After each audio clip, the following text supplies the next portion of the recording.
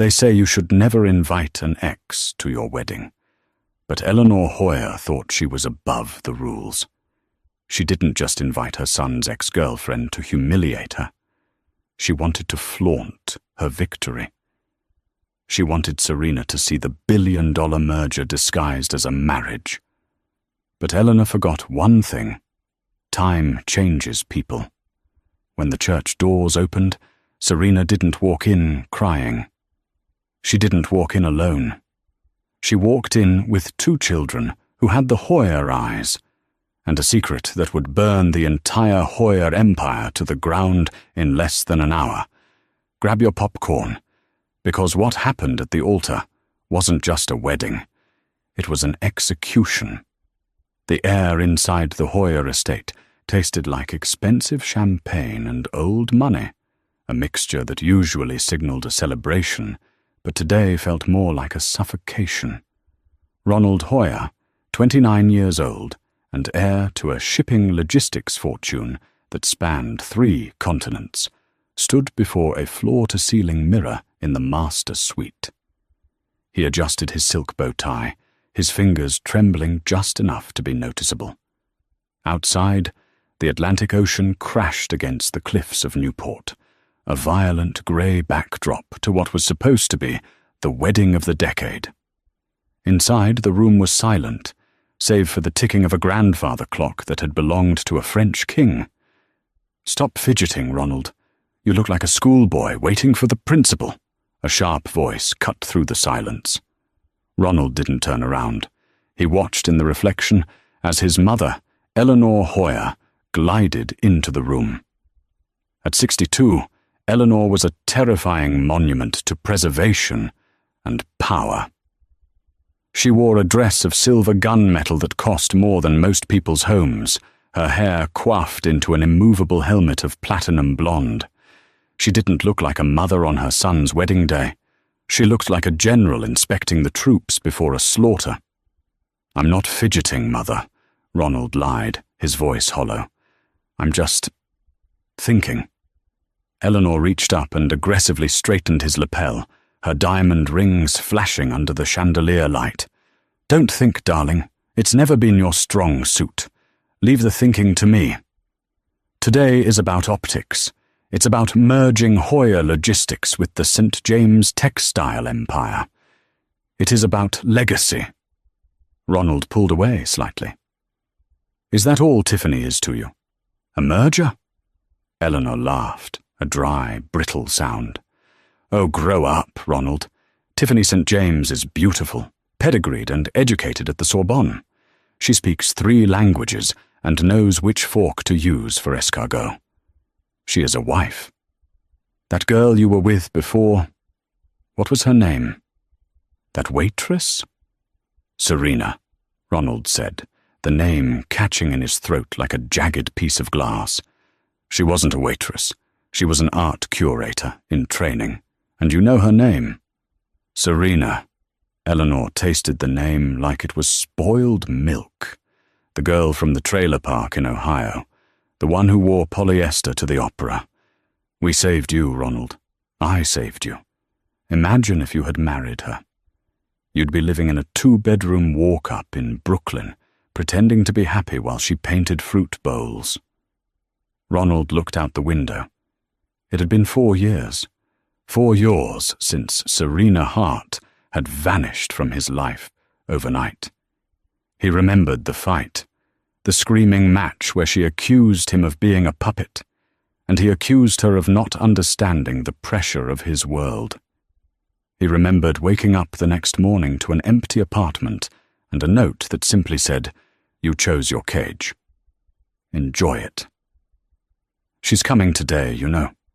Eleanor dropped the bomb casually, checking her makeup in the mirror. Ronald spun around, his face draining of color. "What?" "I invited her," Eleanor said, smiling at her own reflection. "Why?" Ronald's voice rose. "Why would you do that? You hated her. You spent 3 years trying to break us up." "Because, my dear boy, I am a benevolent winner," Eleanor turned to him, her eyes cold and hard.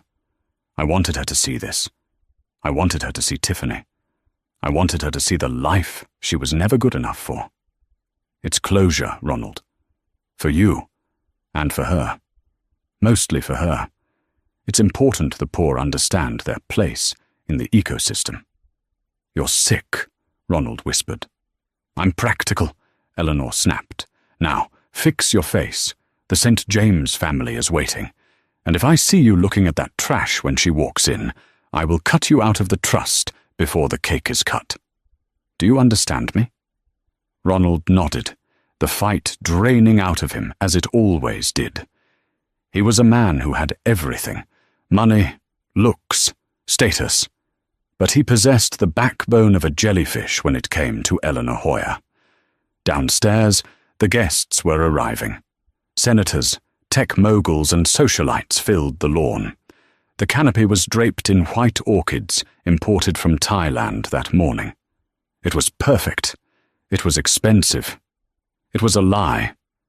And somewhere in that crowd, or perhaps on her way, was Serena. Ronald's heart hammered against his ribs. He hadn't seen her face in 160 days. He told himself he hated her for leaving. He told himself he loved Tiffany. But as the organ music began to swell downstairs, Ronald Hoyer realized he was terrified. Not because he was getting married, but because he knew, deep down, that the moment he saw Serena Hart, the carefully constructed fortress of his life was going to crack. To understand the carnage that was about to unfold in Newport, you have to understand the silence of the library at Columbia University 4 years prior. That was where Eleanor Hoyer had first decided that Serena Hart had to be destroyed. It wasn't that Serena was rude. It wasn't that she was unintelligent. It was that she was invulnerable to Eleanor's usual weapons. Serena didn't care about the Hamptons. She didn't care about the Hoyer name. She loved Ronald for the shy, nerdy boy he was underneath the trust fund, and that made her dangerous. A wife who couldn't be bought was a wife who couldn't be controlled. The breakup hadn't happened the way Ronald remembered it. Ronald remembered a fight about his mother's birthday party.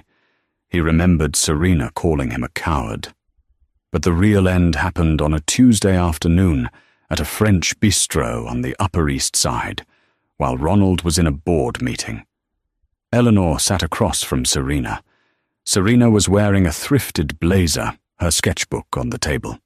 She looked nervous, but defiant. "Let's skip the pleasantries, Miss Hart," Eleanor had said, sliding a sleek black envelope across the table. Inside this envelope is a check for $500,000.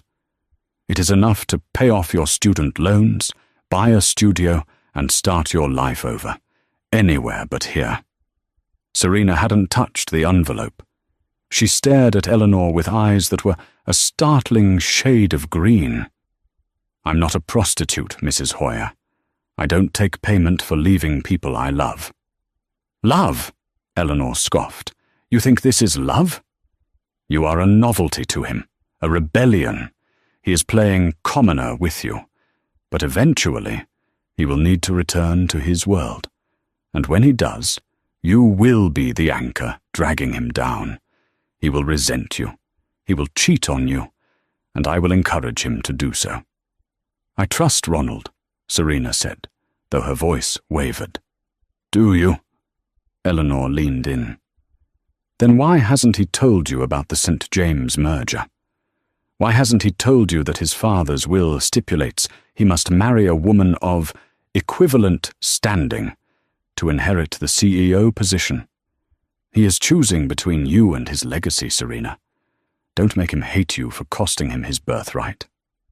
It was a lie, a fabrication. The will said no such thing, but Serena didn't know that. "I want to hear it from him," Serena said, standing up. "Sit down," Eleanor commanded. She pulled out her phone. "If you leave this table without that check, I will ensure that your father, who I believe is currently up for parole in Ohio, finds his application denied. I have friends in the judicial system, Serena. Very powerful friends. You leave Ronald tonight. You make it messy. You make him hate you. And your father walks free next month.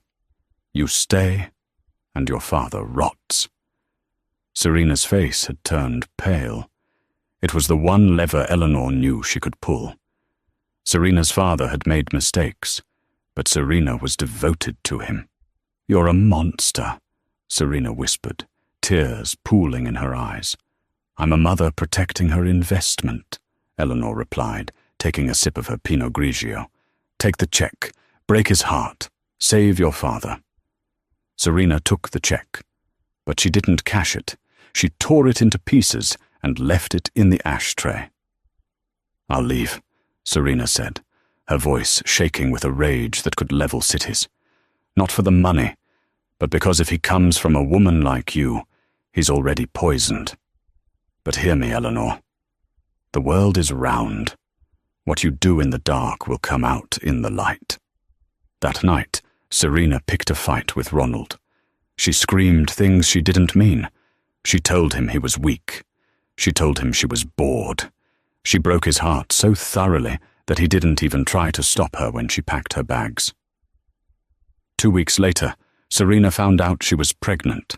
She called Ronald. Eleanor answered the phone. He doesn't want to talk to you. Eleanor had lied, her voice smooth. And if you're calling to beg, don't. He's with Tiffany now, he's happy. I need to tell him something, Serena had stammered. Is it about money? Eleanor asked. No, it's... Never mind. Serena hung up. Eleanor blocked the number. She deleted the call log. She never told Ronald. 4 years passed. Ronald hardened. He became the cold corporate shark Eleanor wanted. He agreed to marry Tiffany St. James, a woman who had the personality of a piece of unbuttered toast, but the bank account of a small nation. And then, 3 weeks before the wedding, Eleanor, feeling drunk on her own power, had found Serena's address. She sent the invitation with a handwritten note. Come see what a real woman looks like. She expected Serena to burn it. She expected Serena to cry. She did not expect the RSVP card to come back 3 days later with a check mark next to accepts. And she certainly didn't expect what Serena had been doing for the last 4 years. The atmosphere on the lawn was electric, but for the wrong reasons. The guests were whispering. News had travelled fast. Eleanor Hoyer had invited the ex. Tiffany St. James, the bride, was in the bridal suite, screaming at a makeup artist. You made my eyes look puffy, Tiffany shrieked, throwing a blending sponge across the room. Tiffany was 30, blonde, and possessed a beauty that was entirely purchased. She was the perfect match for the Hoyers, vain, shallow, and obsessed with status. It's just the lighting, Mom, the makeup artist stammered. Fix it, Tiffany snapped. She turned to her maid of honor, a girl named Jessica, who she secretly hated. Can you believe that hag is coming? Ronald's ex?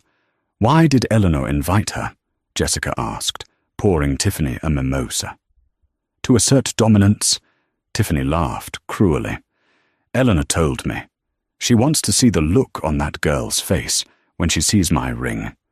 It's a 10-carat flawless emerald cut. Ronald said his ex wore a cubic zirconia promise ring. It's pathetic, really. Tiffany walked to the window and looked down at the guests arriving. I hope she wore something from Target. I want the contrast to be brutal. I want her to know that she is nothing. Down on the lawn, the music shifted. The ceremony was about to begin. The guests took their seats. The groom, Ronald, stood at the altar. He looked nauseous. He kept scanning the back row. Eyes front, his best man, a hedge fund manager named Brad, hissed. You look like you're looking for a sniper. I have a bad feeling, Ronald muttered. It's just nerves. You're marrying the St. James heiress. You're merging 2 dynasties. Relax. You've won the game of life, buddy. Ronald didn't feel like a winner. He felt like a man walking the plank. Suddenly, a hush fell over the crowd. It wasn't the polite silence of a wedding starting. It was the confused, stunned silence of a disruption. Ronald looked up. At the very back of the garden, the oversized iron gates swung open. Security had been instructed to let everyone with an invite in, but they looked hesitant. A black Rolls-Royce Phantom, not one from the Hoyer fleet, rolled slowly onto the gravel driveway. It was sleek, custom, and brand new. "Who is that?" Eleanor hissed from the front row.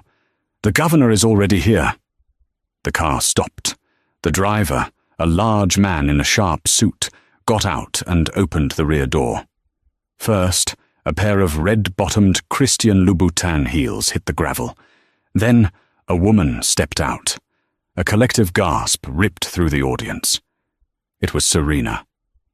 But it wasn't the Serena Ronald remembered. The girl in the thrift store blazers was gone. This woman was a vision of lethal elegance. She wore a tailored blood-red dress that clung to her figure. Sophisticated but undeniably sexy. A revenge dress that made Princess Diana's look like a bathrobe. Her hair was sleek and straight, her makeup flawless. She radiated a kind of power that money can't buy, the power of someone who has walked through fire and survived. But she wasn't alone. From the other side of the car, the driver helped 2 children out. Twins, a boy and a girl, holding hands. They looked to be about 3 or 4 years old. The boy wore a miniature tuxedo. The girl wore a dress that matched Serena's. They had dark, curly hair. They had Ronald's nose. And even from 50 yards away, Ronald could see they had the Hoyer blue eyes. The silence was so heavy it felt physical. Serena didn't look at the ground. She didn't look at the guests. She walked straight down the center aisle, holding a child in each hand, her head held high. She looked directly at Eleanor Hoyer. Eleanor's face had gone from smug satisfaction to a mask of absolute horror. She gripped her purse so hard her knuckles turned white. "Oh my God," someone whispered in the third row. "Are those—" Ronald felt his knees buckle. The world tilted on its axis. He forgot Tiffany. He forgot the merger. He forgot the guests. He only saw the woman he had never stopped loving, and the 2 children who looked exactly like him. Serena stopped 10 feet from where Eleanor sat. She smiled, but it didn't reach her eyes. Her eyes were cold, calculating, and ready for war. "Hello, Eleanor." Serena's voice carried through the silent garden, smooth and confident. "You sent an invitation. I thought it would be rude not to bring the grandchildren you've never met." The glass in Ronald's hand slipped and shattered on the marble altar steps. The sound of Ronald's champagne flute shattering on the stone steps echoed like a gunshot. For a heartbeat, nobody moved.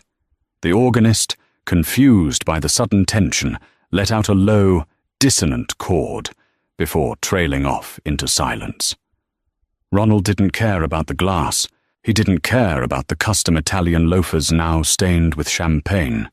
He stepped off the altar, bypassing his mother, his eyes locked on the 2 small children standing at the end of the aisle. "Ronald!" Eleanor hissed, grabbing his forearm with a grip that bruised. "Do not take another step. This is a stunt, a pathetic, desperate stunt by a woman looking for a payout." Ronald ripped his arm away with a force that made Eleanor stumble back in her heels. "Look at them, Mother," he said, his voice trembling. "Just look at them." He walked down the aisle. The guests, a sea of pastel designer dresses and linen suits, parted for him, their necks craning to get a better view. The whispers were starting, a rising tide of scandal. "Is that her? The ex?" "The kids. They have the Hoyer chin. This is a disaster. I love it." Ronald stopped 3 feet from Serena. Up close, the resemblance was devastating. The boy, Leo, stared up at him with wide, curious eyes, eyes that were the exact shade of grey-blue that Ronald saw in the mirror every morning. The girl, Maya, was shy, hiding her face in the folds of Serena's red dress, clutching a small stuffed rabbit that looked well-worn. Serena stood like a statue. She didn't offer a hug. She didn't smile. She looked at Ronald with the detached assessment of an art critic looking at a forgery. "Serena?" Ronald breathed, his heart hammering so hard he thought it might crack a rib. "Are they?" "Don't ask questions you already know the answer to, Ronald," Serena said coolly. "Meet Leo and Maya. They turn 4 next month." 4. Ronald did the math instantly.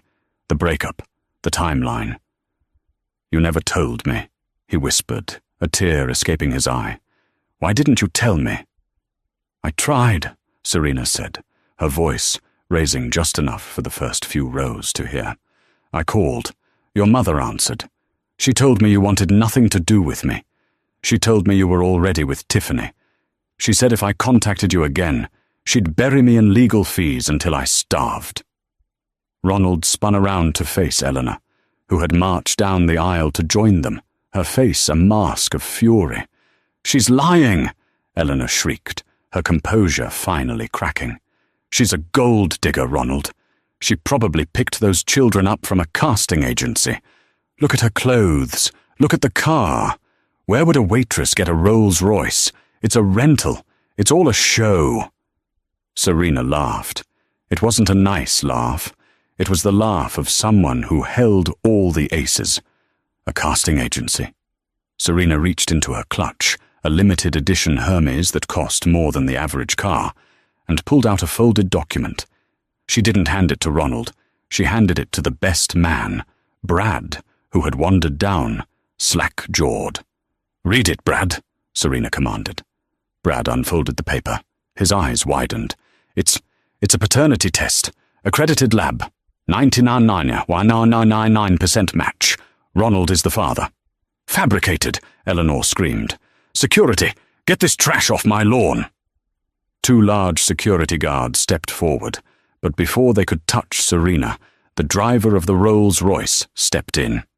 He moved with the blur of a professional.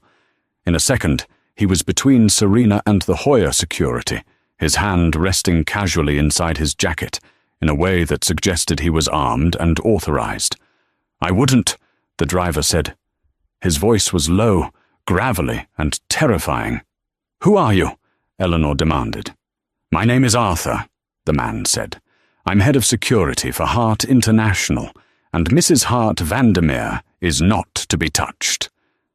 Hart Vandermeer. The name rippled through the crowd. A senator in the 3rd row stood up. "Vandermeer, as in Julian Vandermeer, the Dutch shipping magnate?" Serena nodded to the senator. "He was my late husband. He passed away 2 years ago. He left me everything, including his shipping empire. Which, if I'm not mistaken, Eleanor." Serena turned her gaze back to the older woman. "Is currently about 3 times the size of Hoyer Logistics." The color drained from Eleanor's face. Serena wasn't just an ex-girlfriend anymore. She was a competitor. A shark who had just swum into their pond and revealed she was a megalodon. "I didn't come here to stop the wedding," Serena said, smoothing her son's hair. "I came here because my children asked where their father was, and I thought they should see him. I wanted them to see the man who was too weak to fight for their mother, and too blind to see his own mother's wickedness." At that moment, the double doors of the estate burst open. Tiffany St. James had finally emerged. She was wearing a dress that had cost $50,000, a confection of lace and pearls. She expected the wedding march. She expected gasps of adoration. Instead, she walked out into a scene of absolute chaos. She saw the Rolls-Royce. She saw the woman in the red dress standing next to her groom. She saw the children. "What is going on?" Tiffany screamed, her voice piercing the air. She gathered her heavy skirts and stomped down the stairs, her veil trailing behind her like an angry cloud. She pushed past a stunned bridesmaid and grabbed Ronald's arm. "Who is this? Ronald, why aren't you at the altar? Who are these people?" She looked at Serena, sneering. "Oh, it's you, the charity case." Tiffany looked at the twins. "And you brought... what? Baggage?" Serena looked at Tiffany with genuine pity. "Hello, Tiffany. I see you're still wearing the ring Ronald bought with his mother's credit card." "How dare you!" Tiffany raised a hand to slap Serena. Ronald caught Tiffany's wrist in mid-air. "Don't," Ronald said. His voice was different now, harder. "Don't you dare touch her!" Tiffany gasped, trying to yank her hand back. "You're defending her. On our wedding day. Ronald, look at me. I am a St. James. If you humiliate me, my father will pull the merger. You will be ruined." "The merger," Serena interrupted, looking bored. "Yes, let's talk about that." She gestured to Arthur, her driver. He reached into the car and pulled out a thick leather portfolio. "You see?" Serena addressed the crowd, her voice projecting clearly. "There's a reason Eleanor was so desperate for this wedding to happen today. It wasn't about legacy, it wasn't about love, it was about bankruptcy." Gasps erupted from the guests. Eleanor lunged for the portfolio, but Ronald stepped in front of her, blocking his mother. "Let her speak," Ronald said, staring his mother down. "Hoyer Logistics is insolvent," Serena announced, dropping the bomb. "They have been cooking the books for 5 years. They are hemorrhaging money." "This marriage? It's a bailout. Tiffany's dowry and the St. James textile assets were the only things keeping the Hoyer ships in the water." She turned to Tiffany. "He's not marrying you, Tiffany. He's selling himself to you to keep his mother out of federal prison." Tiffany froze. She looked at Ronald. "Is that true?" Ronald looked at the ground. I didn't know about the insolvency, but I knew we needed the cash. Mother said it was for expansion." "It was for debt," Serena corrected. "And here is the best part." She opened the portfolio. "The St. James family isn't doing much better, are they, Tiffany?" Tiffany went pale. "I did my due diligence," Serena smiled, a shark's smile. "The St. James textile mills in Southeast Asia were seized last week due to regulatory violations. Tiffany's father is broke, too. This isn't a merger of power. It's 2 drowning people grabbing each other and hoping they float." The silence on the lawn was total. The illusion of wealth, the wedding of the decade, had been stripped naked in under 5 minutes. Eleanor was shaking. Her eyes darted around, looking for an escape, a lie, anything. "She's lying. She's jealous. Security. Police." "I'm not lying," Serena said calmly. "I own the debt." "What?" Eleanor whispered. "Vandermeer Shipping bought the Hoyer debt packages from the banks this morning," Serena said. "I own your mortgage, Eleanor. I own your company loans. Technically, I think I even own this house."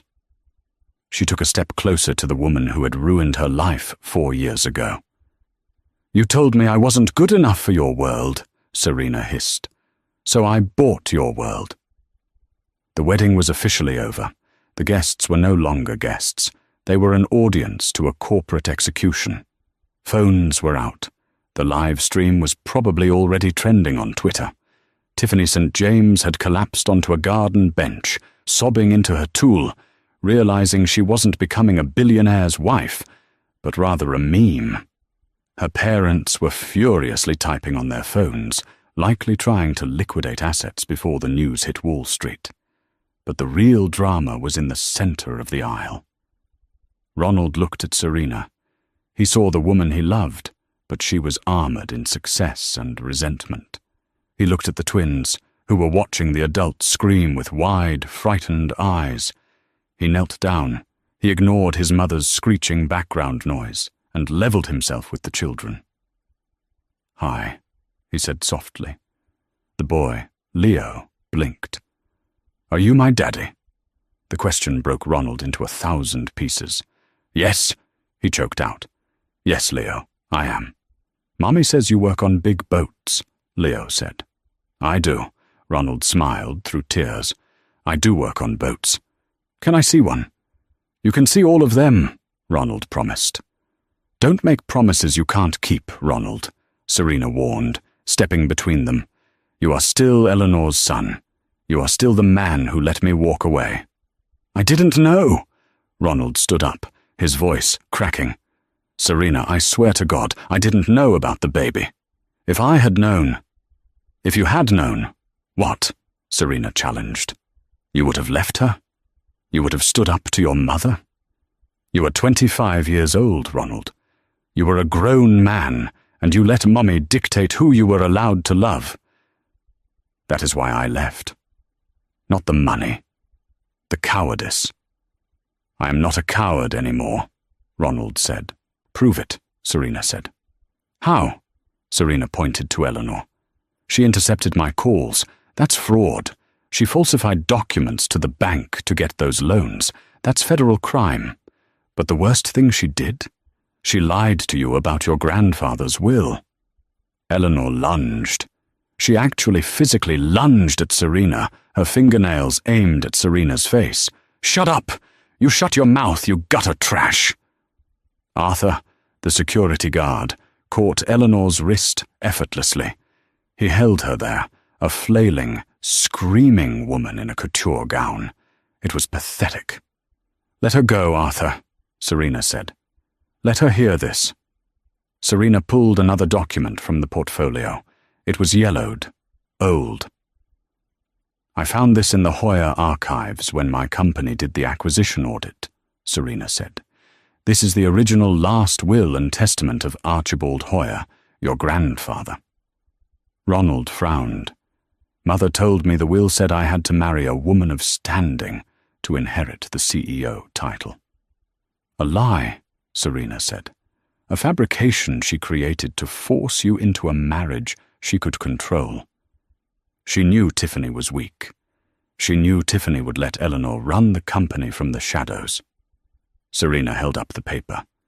The will actually says, the control of the Hoyer Trust and all voting shares shall pass to the first male heir of the direct Hoyer line upon their 30th birthday.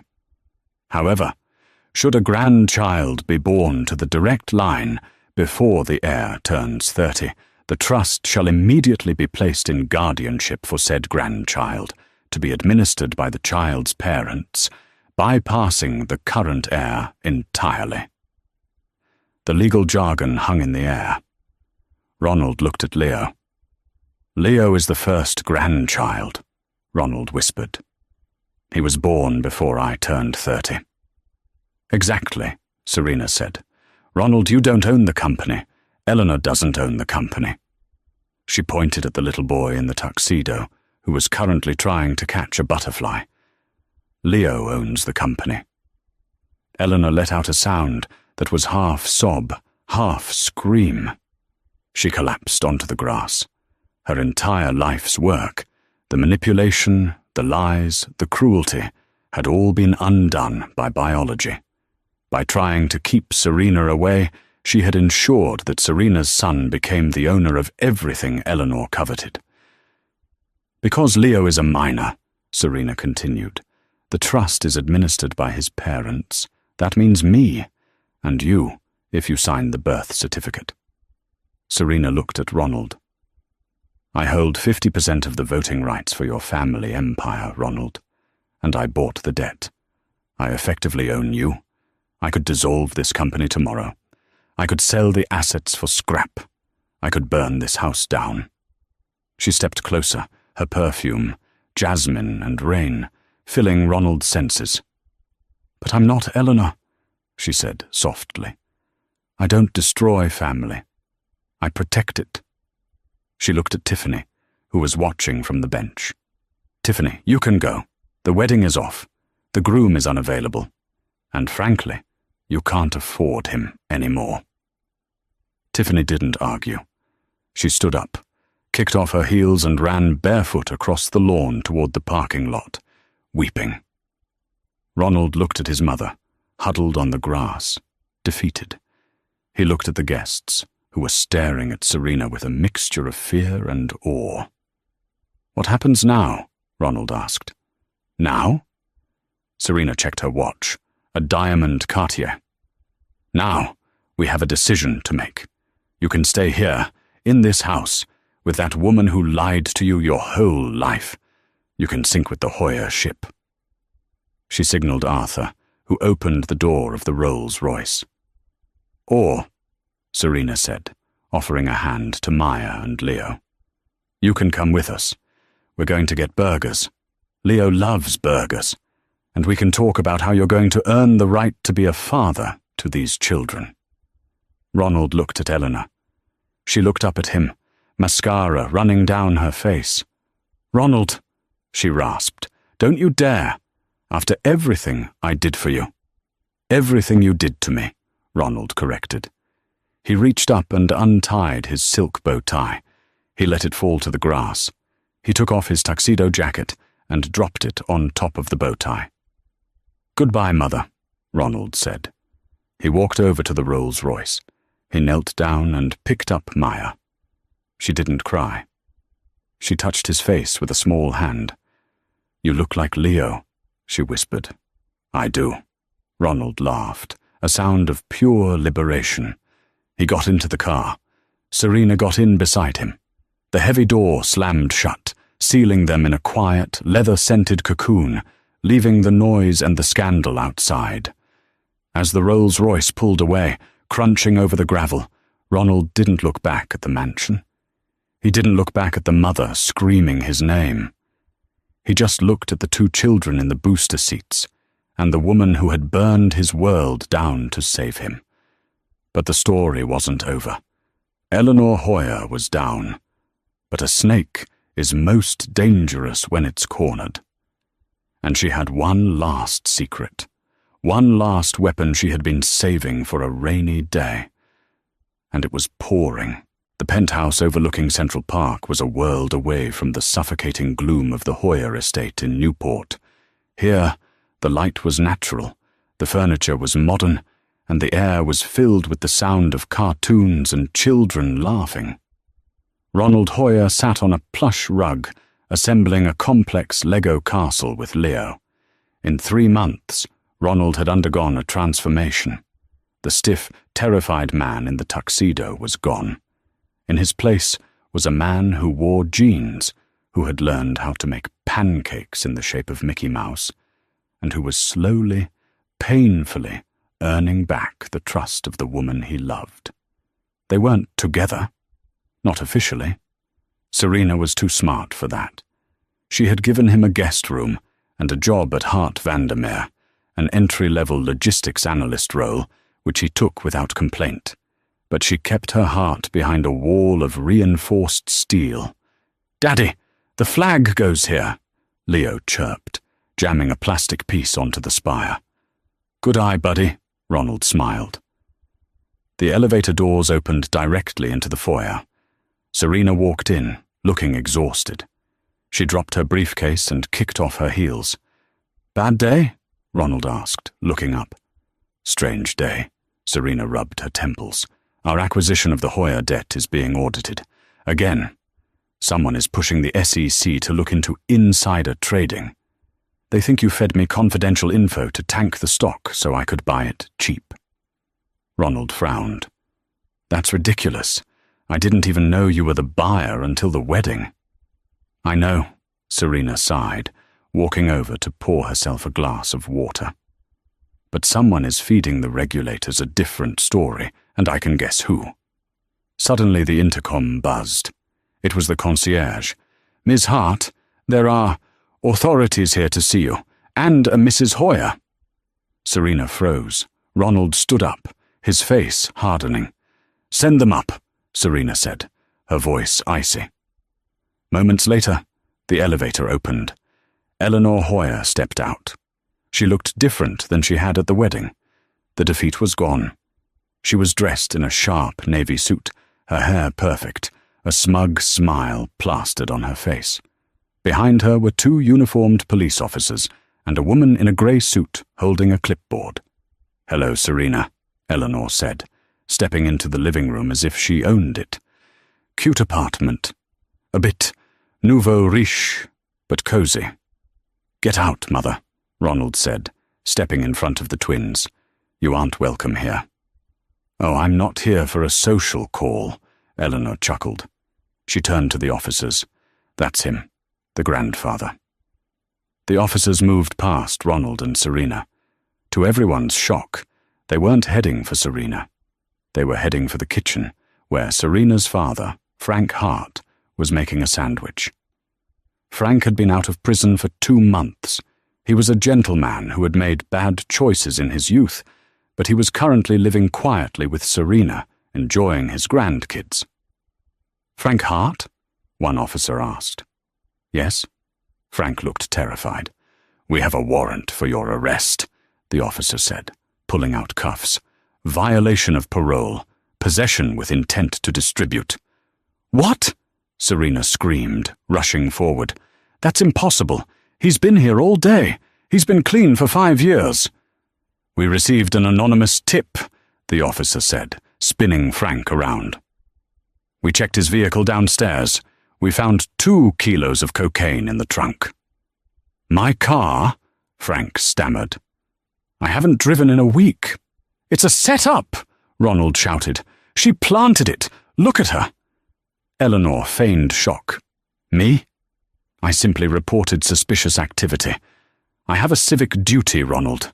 And it seems Serena is harboring a felon who is dealing drugs out of the same home where my grandchildren live." She turned to the woman with the clipboard. "Ms. Davies, as we discussed." Ms. Davies, a Child Protective Services caseworker, stepped forward. "Ms. Hart, given the arrest of a resident in the home for narcotics distribution and the presence of minors, we have to make an immediate assessment of the children's safety." "You are not taking my children," Serena growled, her voice low and dangerous. She looked like a lioness ready to kill. "Oh, they won't go to foster care," Eleanor smiled sweetly. "As the biological grandmother, I have filed an emergency petition for temporary custody. I have a suitable home. I have staff. And unlike this environment, my home is drug-free." "You did this!" Ronald walked up to his mother, shaking with rage. "You planted those drugs in Frank's car." "Prove it," Eleanor whispered, leaning in so only he could hear. "You have no money, Ronald. You have no power. I have judges in my pocket. I have the police commissioner on speed dial. Did you really think you could humiliate me and walk away? I am Eleanor Hoyer. I always win." She stepped back and addressed Serena. "Here is the deal. You sign over the voting rights to the Hoyer Trust back to me, fully and irrevocably, and drop the debt enforcement. If you do that, I might be able to hire a very good lawyer for your father. Maybe it was all a misunderstanding. Maybe the charges go away. And the children stay here." "Blackmail," Serena hissed. "Business," Eleanor corrected. "You have 1 hour to decide. Save your father and your custody, or keep the company. Clock's ticking." The police dragged a confused and weeping Frank out of the apartment. Miss Davies stood by the door, waiting. The room fell silent. The twins started to cry. Serena sank onto the sofa, burying her face in her hands. Eleanor had found the one weakness Serena couldn't buy her way out of: her family. If Frank went back to prison, it would kill him. And if CPS took the kids, Serena couldn't risk it. "I'll sign," Serena whispered, defeated. "Just don't take them. Don't hurt my dad." "Smart girl," Eleanor grinned. "No," Ronald said. Everyone looked at him. Ronald wasn't looking at Eleanor. He was looking at Arthur, the head of security, who was standing quietly in the corner. "Arthur," Ronald said calmly. "Did you sweep the garage this morning?" Arthur nodded. 0600 hours. Standard protocol. And? The trunk of Mr. Hart's car was empty, Arthur said. We have video surveillance of the garage interior, 24/7 feed, cloud backup. Eleanor's smile faltered. Video can be doctored. Not this video, Ronald said. He pulled out his phone. Because I didn't trust you, Mother. I knew you'd come. I just didn't know how. He tapped the screen and held it up. Arthur, pull up the footage from 10:00 a.m. today. Arthur tapped his tablet and cast the video to the giant flat-screen TV on the wall. The room watched in silence. On the screen, a black sedan pulled up next to Frank's car in the parking garage. A man in a hoodie got out. He looked around nervously. He popped the trunk of Frank's car using a slim gym tool and dropped a duffel bag inside. Then, the man turned. He pulled down his hood to wipe sweat off his forehead. Pause, Ronald commanded. The image froze. The man's face was clearly visible. That's your driver, Mother, Ronald said softly. Jenkins, the one who replaced me when I left. Eleanor went pale. That's not... It is, Ronald said. And here is the best part. He looked at the CPS worker. Miss Davies, is it? You might want to step back, because you are currently an accessory to a felony frame-up involving a minor. Miss Davies looked at the screen, then at Eleanor, and backed away towards the door. I was told this was a legitimate tip. I'm leaving. Officer! Ronald yelled to the remaining policeman who hadn't escorted Frank down yet. Look at the screen. That is the woman who called in the tip. That is her driver planting the evidence. This is a false report, conspiracy, and tampering with evidence. The officer looked at the TV. He looked at Eleanor. The resemblance between the driver and Eleanor's well-known staff was undeniable. Mrs. Hoyer, the officer said, his hand moving to his radio. I think you need to stay right here. Eleanor panicked. She grabbed her purse. This is absurd. It's a deep fake. You're all crazy. She turned to run, but she found her path blocked. Serena was standing there. She wasn't crying anymore. You threatened my father, Serena said, her voice shaking with quiet fury. You tried to take my children. You came into my home. Get out of my way, Eleanor spat. No, Serena said. Arthur, Serena called out. Call the district attorney. Tell him we have evidence of the Hoyer narcotics frame-up. And tell him I'm ready to press charges regarding the embezzlement at Hoyer Logistics too. Everything. The full file. No, Eleanor shrieked. You can't. That will ruin the family name. You ruined the name, Ronald said, stepping up beside Serena. He took Serena's hand. For the first time in 4 years, she squeezed it back. The Hoyer name is done, Ronald said. It's time for something new. The trial of Eleanor Hoyer was not the trial of the century because it didn't last long enough. Faced with 4K video evidence of the frame-up, the testimony of her own driver, who flipped on her immediately for a reduced sentence, and a mountain of forensic accounting evidence provided by Serena, Eleanor's high-priced lawyers advised her to plead guilty. She was sentenced to 8 years in federal prison for fraud, conspiracy, and perverting the course of justice. The judge, a woman who didn't care about the Hoyer social standing, noted that Eleanor's arrogance was only exceeded by her incompetence. The Hoyer estate in Newport was seized to pay off the creditors. It was bought by a hotel chain and turned into a wedding venue. The irony was lost on no one. 1 year later, the wind on the deck of the yacht was warm. It wasn't a Hoyer yacht. It was the flagship of the newly rebranded Hart Hoyer Global. Ronald stood at the railing, holding a glass of juice. He watched the coastline of Italy drift by.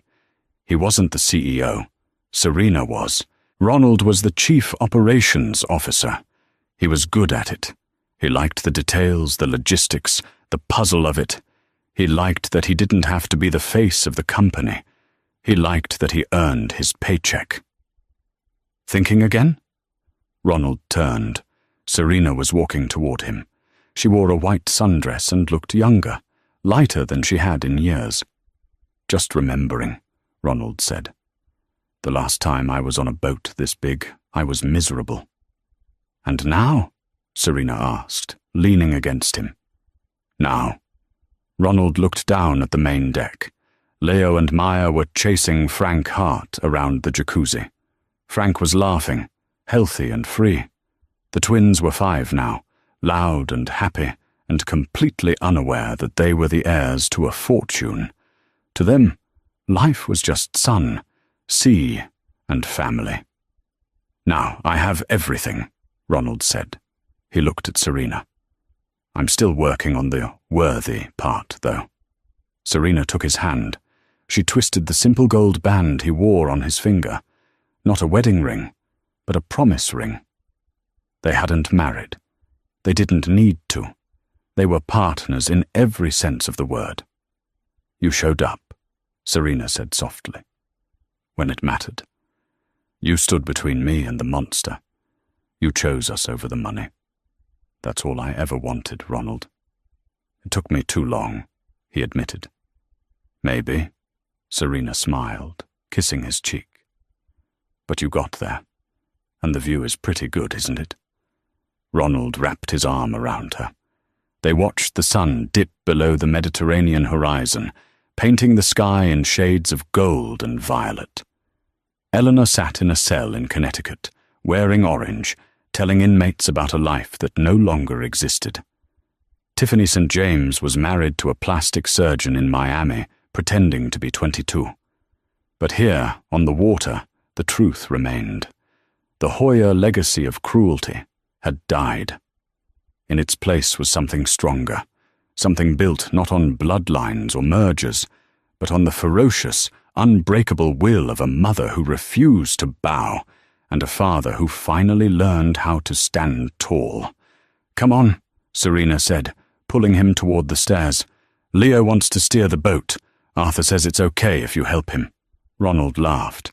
Captain Leo, Lord help us. He's a Hart, Serena winked. He knows where he's going. Ronald followed her down the stairs, leaving the ghosts of his past in the wake behind them, sailing forward into a future that finally, truly, belonged to him.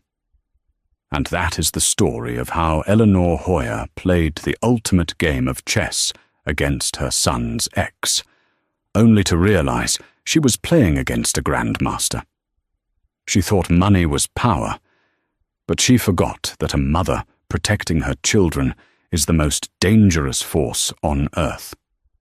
If this story had you hooked, do me a favor. Hit that like button right now. It helps the channel more than you know. And if you want more stories about karma, revenge, and justice served cold, make sure you subscribe and turn on the notification bell. What would you have done if you were Serena? Would you have forgiven Ronald? Let me know in the comments below. I read every single one. Thanks for watching, and I'll see you in the next video.